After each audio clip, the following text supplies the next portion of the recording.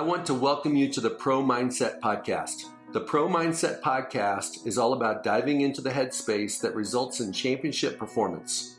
High-performing athletes, winners, have this mental flow and have a positive headspace for their performances and success. Join me, Craig Domann, sports attorney and NFL agent, on this podcast. I will interview pro athletes, college athletes, football coaches, and sports personalities. Together, we can discover how you can get in the flow and have your own pro mindset.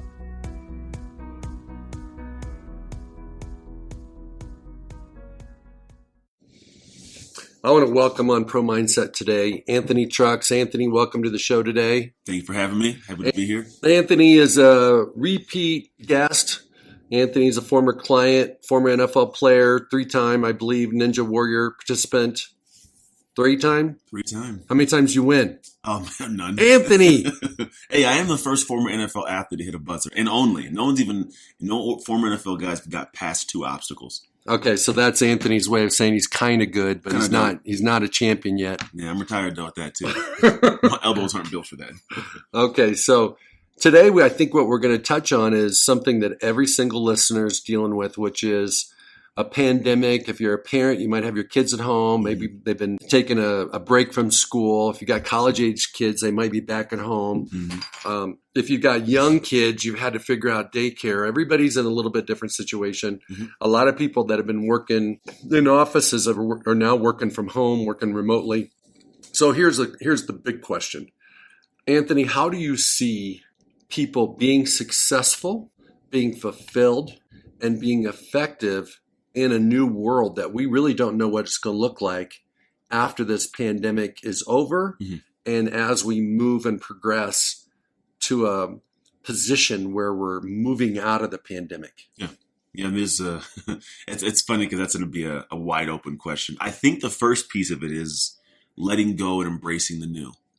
I think a lot of people have fear and anxiety because there's this unknown that I don't know, right? And that's the embrace the new. Is people are not embracing new just yet. They're still latched on to what I know. There's that statement which is the evil I know is better than the evil I don't.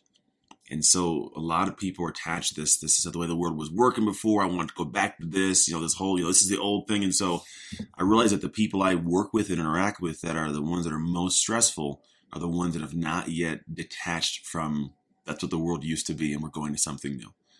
And the people that are in a more positive space, they've embraced that newness is where the greatest things in life come. New kids, new jobs, new house, new everything. That's where the great stuff is.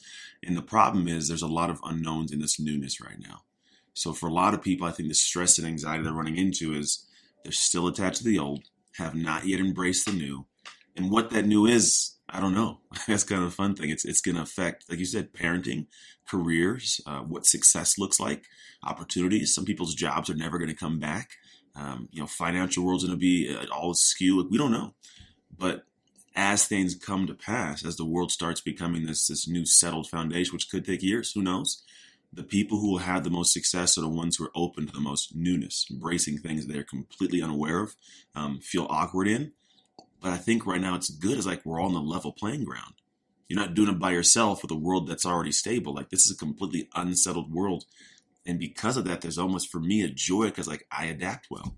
And so in understanding how to look at the future, I think if you can get your mind to a position of like, okay, all great things come from the new things are at first unknown. It is scary, but like in that cave of unknown that has like a monster that scares you, it's also a treasure.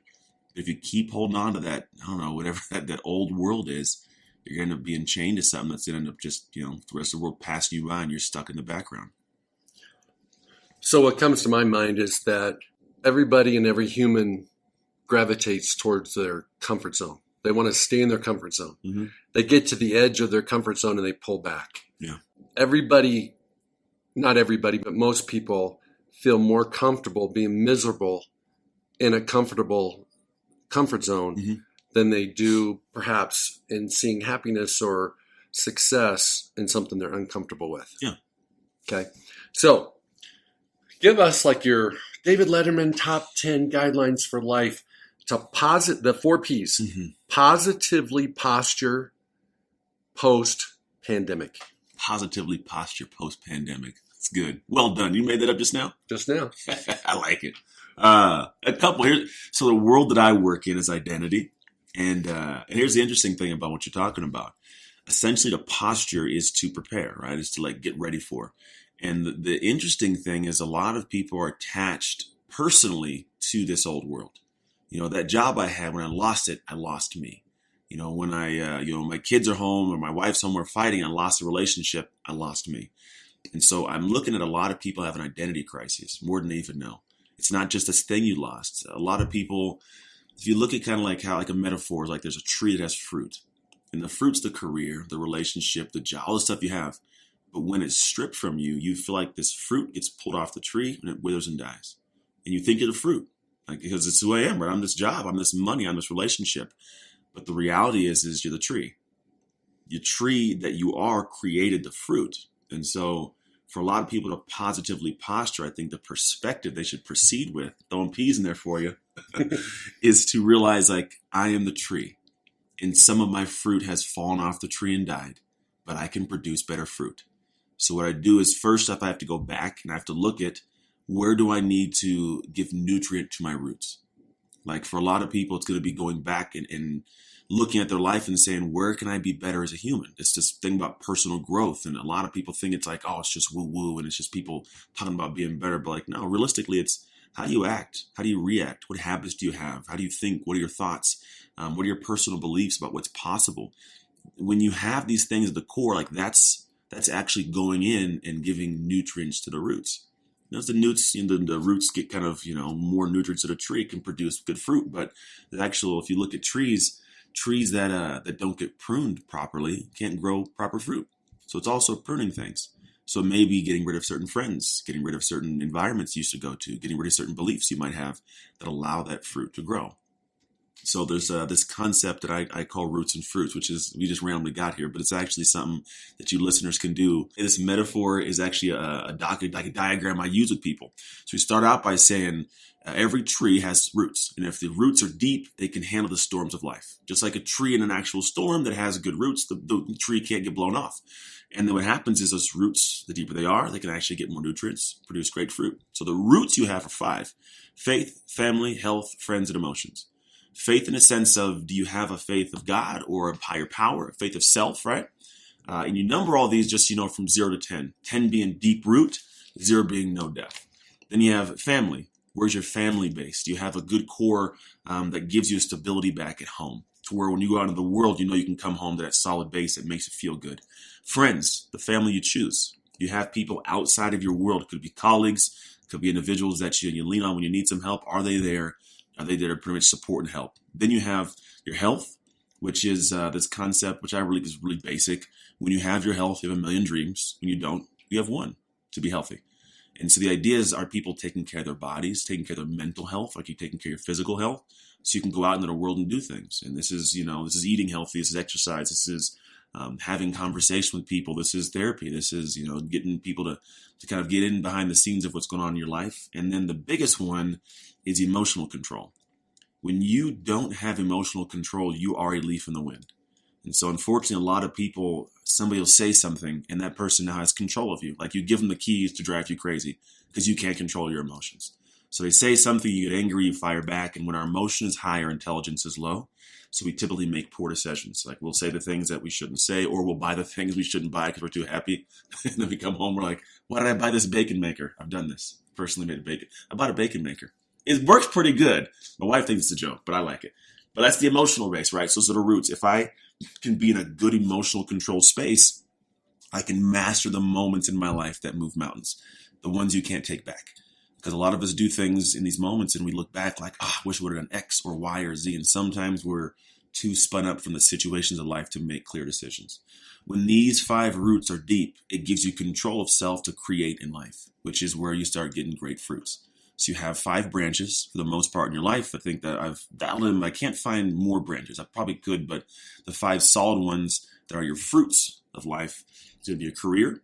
Are you doing a job you love, right? People that support you in your career. Like I know people who try to do like me. I do off the wall things in comparison to my friends. but I have a base and a root of friendships, family, and emotional control, so I can do a career that I love, right? And it allows me to produce great fruit. Finances. If I have the ability to have a great job or do the things I do, I can make money. But if I have, shady friends who steal from me or take me to a place I shouldn't, I end up in jail, or I make bad decisions in emotional moments and I lose my money and I gamble it away, right? I can't maintain finances. Then I have the base of education, which is a whole other branch, but am I learning from life? Not just books, not just college courses, but everyday life. I have a practice where every day I extract moments from the day that I learn from and make notes on so I can create stuff for the world, for the videos that I do. But a lot of people aren't realizing some of the best lessons are living inside of you every single day. So are you educating yourself on your life? Because you can have age, but still not have wisdom. So are you learning from life? Then it's a matter of escape. Are you getting out and seeing this big, beautiful, crazy world we have?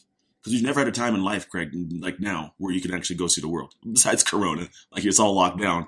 But like in the history of man, I mean, you can get on a flight and travel across the world and still be connected. I mean, it's never been like this in the history of society. And so with that, like go escape and experience this world you're working to see in your cell phone in real life.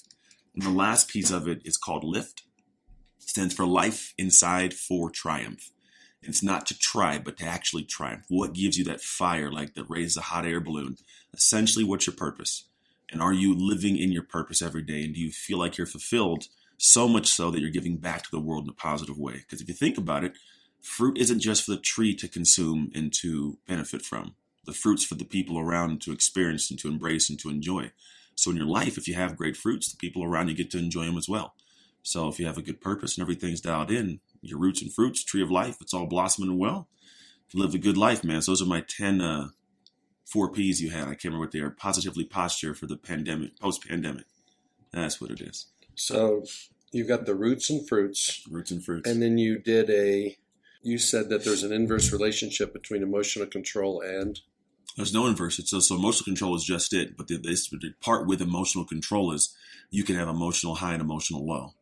And so either side of those things, if you make decisions in moments that you can't take back that are completely emotional driven, you usually, in hindsight, was the wrong decision. So it lacks wisdom. Yeah, it lacks wisdom. You can call it that for sure. Because you're not playing in that space. So I guess opposite of emotion is logic. Because we all, I mean, as human beings, it's like some people, they seem stoic and they're just emotionless, but they make oddly good decisions. Then some people who are super emotional just do things and are always like a leaf in the wind blowing around. And the problem is, I think either side of that's difficult because one side's very rigid, one side's too loose. It's kind of like Freud's theory of like the ego, id, superego, and ego. Like the id is the basal desire. I feel like doing it, I do it, like animals. Superego is like rigid structure, regiment. This is what I do. I don't budge. The in between is where your ego sits. You want to do that thing. Superego says, don't do that thing. Ego says, all right, let's just do this. Kind of the in between. So emotion and that logic in between is kind of where people should operate. It's like, okay, I have this emotion. I recognize it. I realize it's there. And right now in this pandemic, people are very emotional. It's trickling into a lot of spaces, relationship-wise, health-wise, self-image-wise, self-respect, confidence. And so because they're emotionally driven, they're making poor choices. Some people are doing too much of something, not enough of something, tucking themselves away. They're gaining weight. They're getting stressed out. They're damaging relationships. They're doing all the wrong things because they're acting emotionally. And the problem is, here's the kicker. When I get to the point of logic and I have to look back at what the emotional person did, sometimes I get unsettled. I feel unhappy. I don't like what that person did. So I don't address it and I go back to a negative emotional space. I don't like me so much. Like that guy did this, said this, and I go back like, oh man, should I have done that? Oh, and I have to do one of two things. Accept that it wasn't right, sucked, and do something about it, which most people don't like doing, or try to find a way to condone the actions, get emotional again, I'm back in that same space. So it's hard to get down into a logical space with people because they have to do some introspective work that people don't like doing most of the time. Okay, so I'm going to stick with your analogy of fruits and roots. What happens when there's a freeze? This doesn't happen in California, but it happens in the Midwest. Mm-hmm. What is that analogous to in life? Rock bottom, man. I mean, I've been at rock bottoms. I mean, I've wanted to take my life at times. Like it's interesting. And what happens is it's difficult. It's worse for people who have had a high climb, because there's this kind of like this deceptive feel of like, well, I had this big tree and it was great, and I lost everything. Like, I've lost my marriage, my family, my businesses, my health. Like, it's just, I've lost stuff all at the pivotal time, and it sucks. And this is a major crisis for people. People are probably going through this right now. Like, this, it's frozen. I don't have anything. All of me that makes me me, this whole tree is gone. But the truth is, there's always seeds. And the deceptive thing is, I want to go across town, plant this seed, and I want that big tree again right now. And if you take it a step back, there was a person who took that tree, planted the seed, and was there to nurture and tend to this tree so it could grow as big and healthy as it is. And in those moments, we have to go back to being that person. Because the tree is there living, but somebody had to tend to that tree, somebody to plant it, go through the seasons of ups and downs, and it's cold, and cover it up and water it, and prune the leaves and put the little sticks to guide it to this, to go straight when it's flims. Like, you have to do certain things. And so if somebody right now has hit the rock bottom, the problem is they are in the worst emotional space to go and start tending to a tree. I don't want to do it. Like, it's like, I don't feel like doing it. The problem is that's the moment you have to. And if you can get out of the space and realize, like, there is a space, like, it's the Midwest, doesn't get as cold as California. I must go find a new environment to plant the seed and get back to work and growing the tree.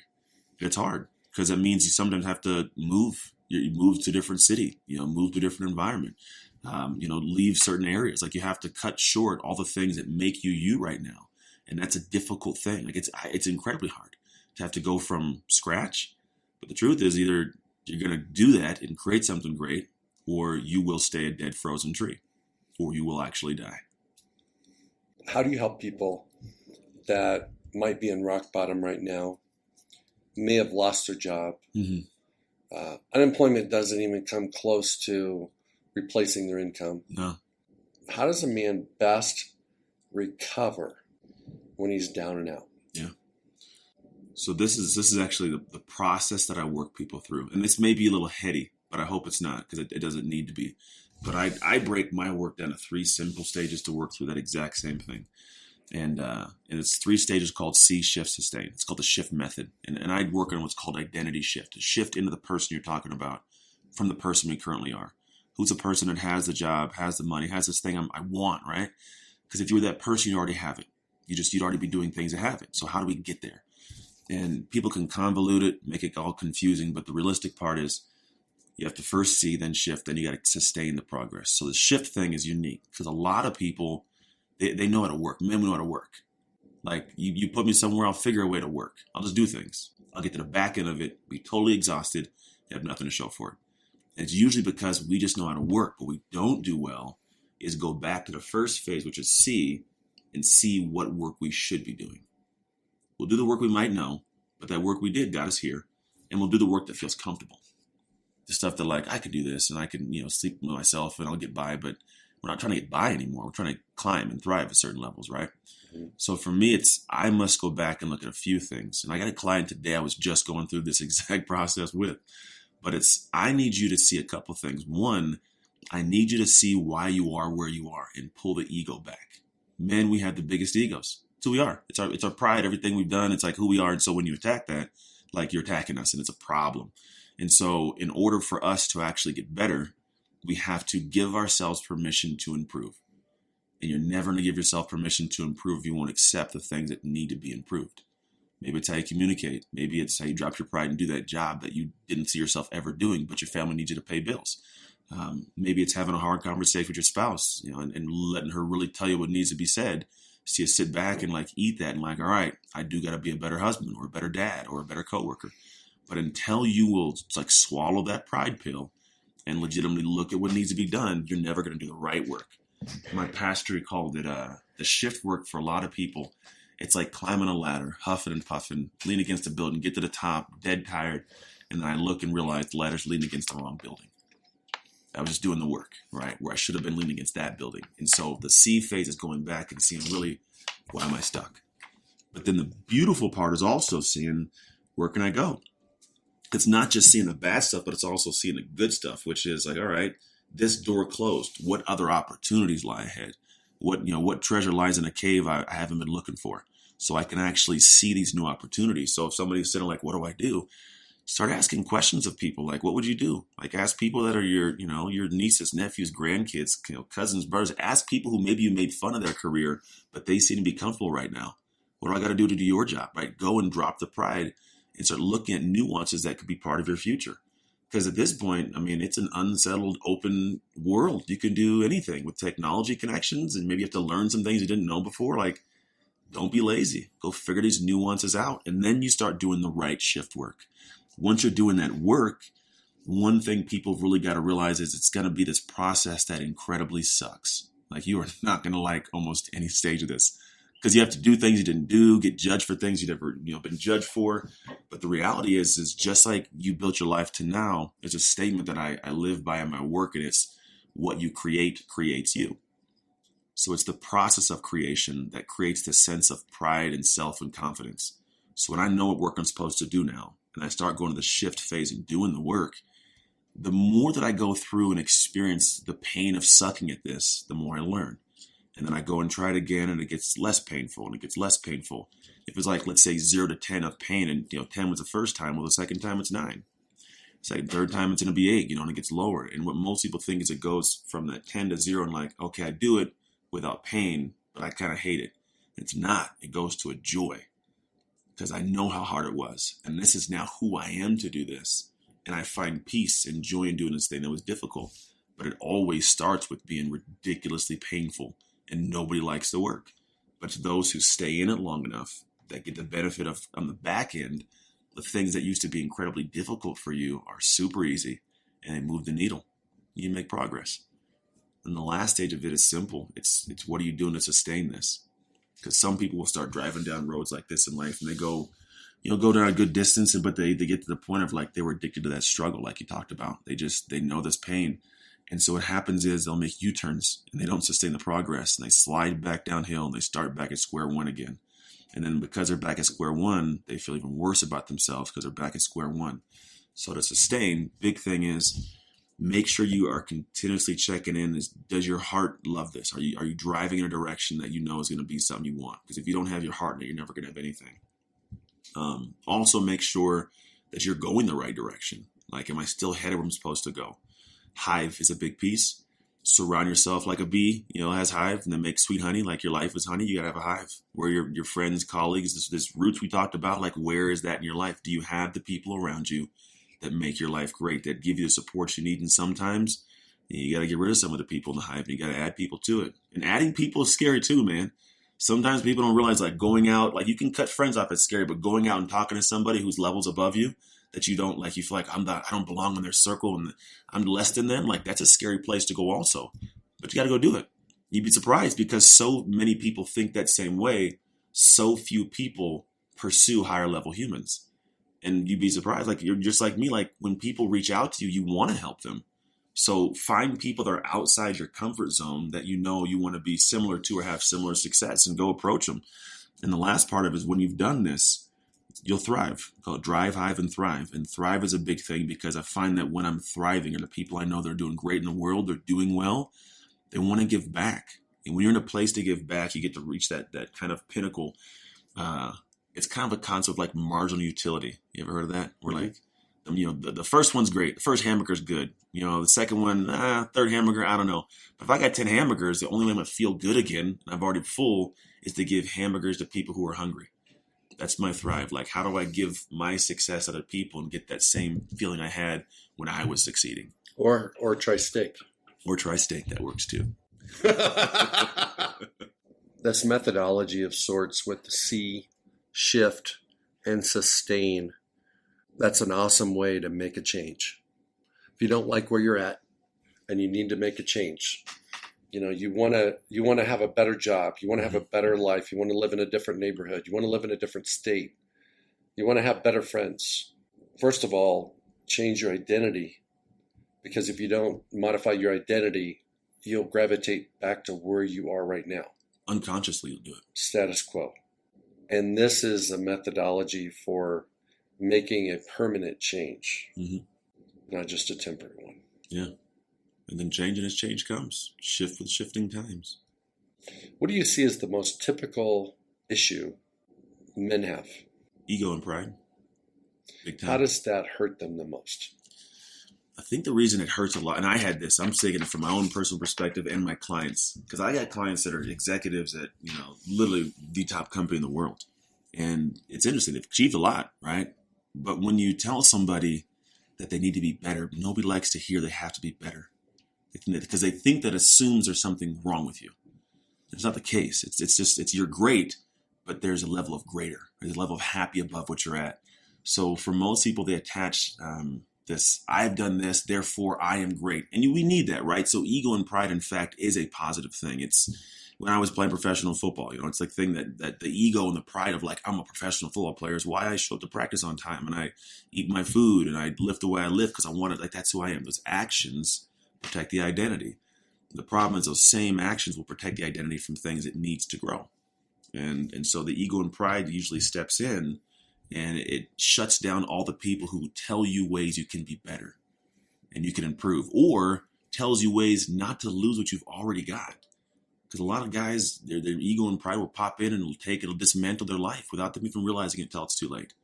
And so for a lot of people, it's that pride of, this is who I am, this is what I've done, who are you to tell me any different? I'm great, I'm amazing. And that's cool, that's great to you, but the reality is the rest of the world around you, they're not seeing that.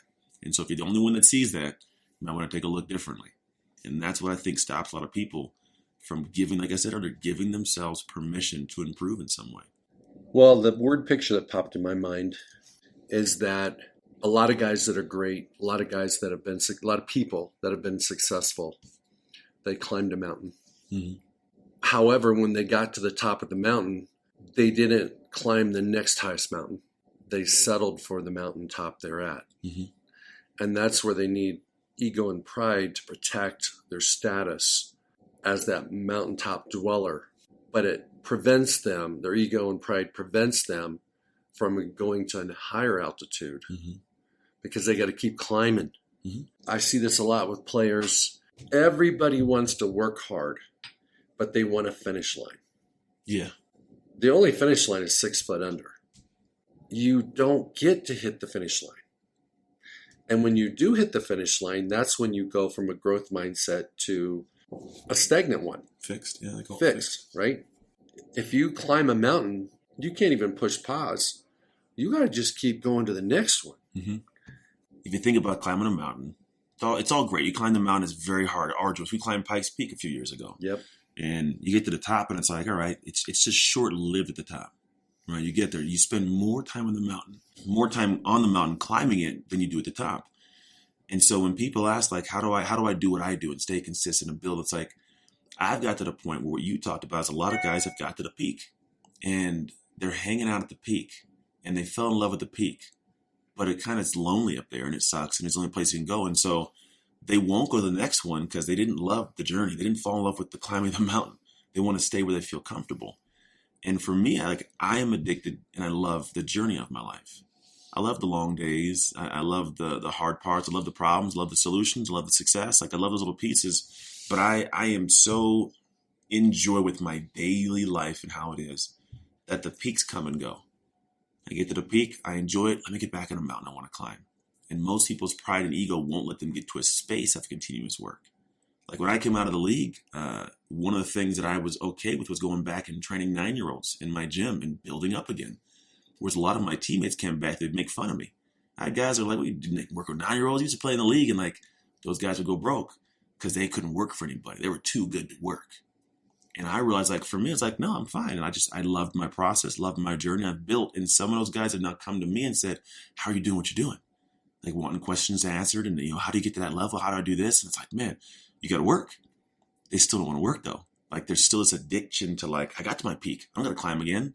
Like, no, but if you fall in love with the journey and the process, you'll just get used to rolling. You'll cover more peaks than you ever imagined, simply because you got used to dropping the pride and ego and just working more than anybody else would.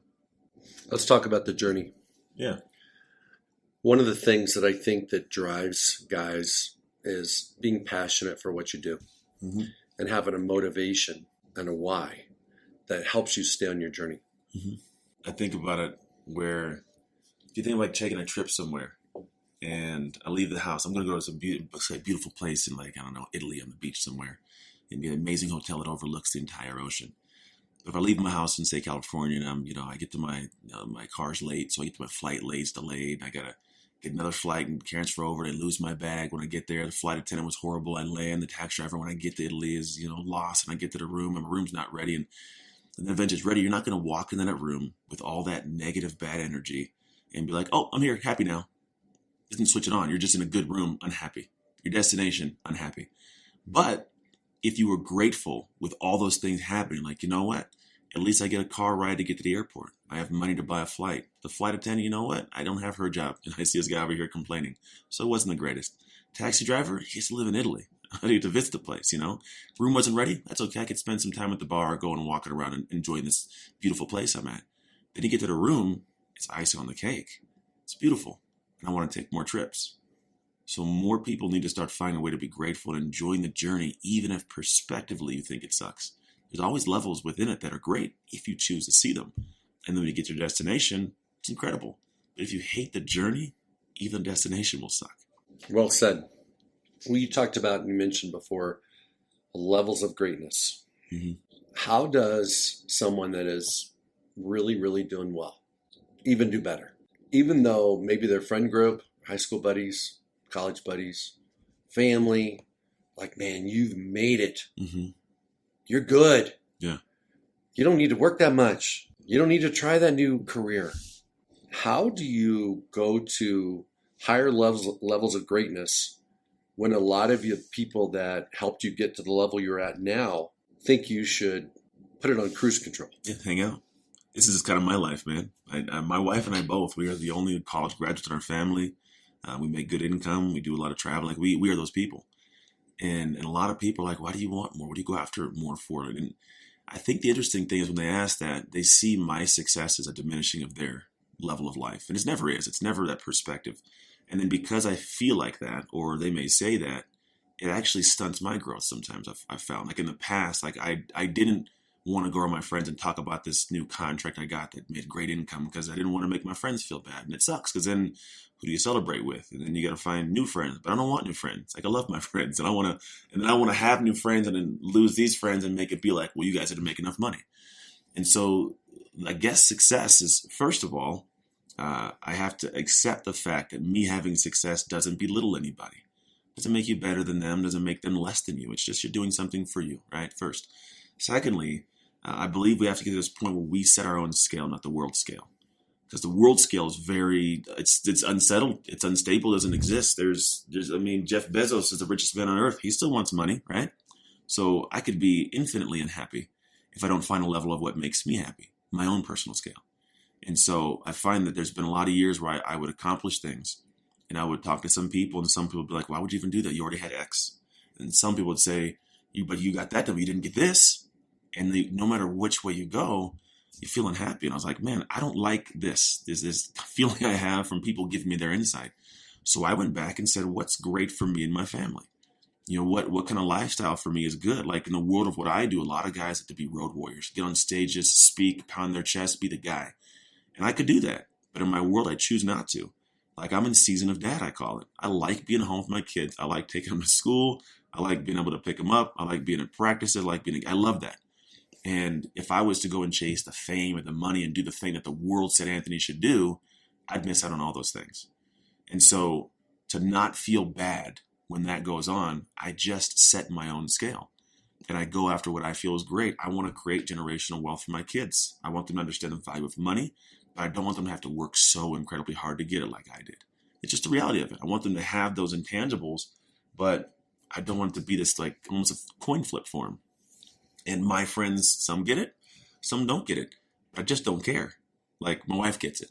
And that's who it matters. At the end of the day, my wife gets it, I get her, and that's really all that matters in my home. And so if the people that I really hold the dearest and closest to me understand it, then I fight for what I want to go after. And so people who want more, at the end of the day, like, if you want more and there's valid reasons behind it, it's not going to jeopardize what you've already got that makes you happy, go after it. It doesn't matter what the rest of the world says.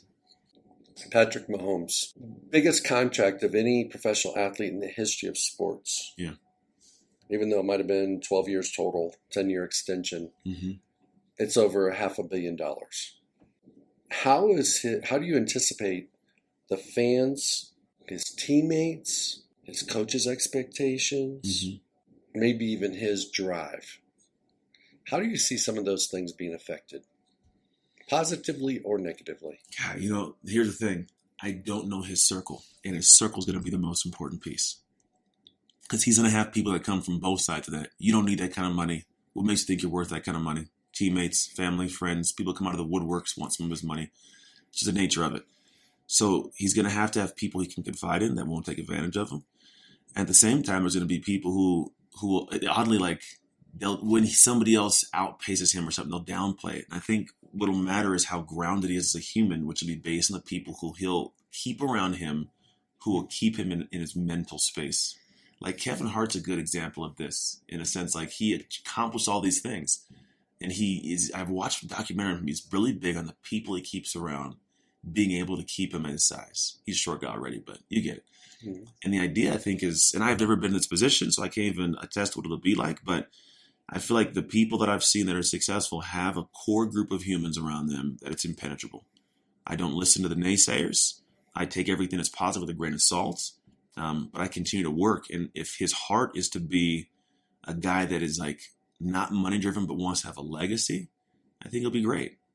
And I think he's in a position to leave a phenomenal legacy. He's got so much support. He's likable. I mean, he's got everything he needs. Like, he could be one of those guys that it's almost like LeBron's doing now. Like, he transcends the game, like Kobe can transcend the game. You don't have a football player that I can think of that's done that, to be honest.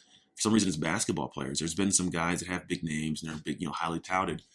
Kaepernick kind of is, but he's not playing anymore, right? But if a guy like Pat Mahomes can be a guy that people like, he's a workhorse, does his thing, doesn't get a big head, like stays dialed in because of people around him hopefully keep him dialed in, I think he can do something that leaves an incredible, like, impactful legacy on the world past the game. Okay, let's go back to the post-pandemic. Give me 2 or 3 things you would recommend as a life coach, friend, neighbor, to listeners out there to maximize their joy and success coming out of this time whenever this changes. Yeah. I would tune your brain to bring in new information. Like, tune your brain to start learning again, big time. I think that's one of the determining factors. It'll be a matter of whether or not somebody goes, I don't feel like doing that, and they don't do it. And that could be learning technology in a way that nobody thought. I mean, we got more coming in the pipeline between AI and 5G and virtual reality and new platforms. I mean, the world's going to continue to expand open. It's just going to happen. And if you're going to thrive in this next future world that's going to be digitally connected like it is now, you got to be open to things that you were completely shut off to before. And that's going to be difficult for a lot of people. I'm in a position where, like, I'm in the online world and there's things that I don't want to have to learn, but I'm finding myself, I have to learn these things. So that's the first part of it. And then I think we're going to get to the point of post-information, which we're all in an information age, but there's an information, it's going to be the execution age. Who does something with this information? A lot of people do what I call as a shelf esteem. They buy the book, they put it on the shelf, and they feel good, but they never read the book. Therefore, you can't apply the information, and you're no better than the person that can't read. And so it gets to the point where people have to take the information that you're being introduced to, sometimes for free a lot of the time, and consuming, and start applying it past the pain points to create something. Because that creation process, that's the ugly, arduous piece. But I mean, think about, like, famous artists and sculptors and, like whoever created Michelangelo's David, right? Like, that's a sculpture at that time. He created that. Tell me his hands didn't cramp up. It wasn't like tired days. Like, but the creation of it, when he got done, like, there's probably, like, if you could see him today, he probably put his chest up and like, I'm one of the greatest sculptors in the world ever. He didn't get that till he made that. And so if you go to the point of, like, I'm going to consume and learn things I didn't want to have to learn, and you get insatiably desiring, like, this desire of creating something and staying in the hard parts to get to the process of creation, you'll create an entire new you and then create an entire new life. I want to say thank you so much for being on the show today. Thank you for your wisdom, your perspective. You have practiced what you preach. You have seen, you have shifted, and you have sustained multiple times through lots of adversity, and the roots and fruits that you talk about, you've done it. Your life is an example of it, because you're not the same guy you were 15 years ago. You keep growing. I see you every year, and you keep growing. You're like a man on a mission. You just keep growing. And I don't know too many people that do that, whether they're former professional athletes or not. And so I give you a lot of credit for that. Thank you, man. Appreciate it. Seriously, do. It means a lot coming from you. Got a great deal of respect for you, man. Thank you for listening to this episode of Pro Mindset.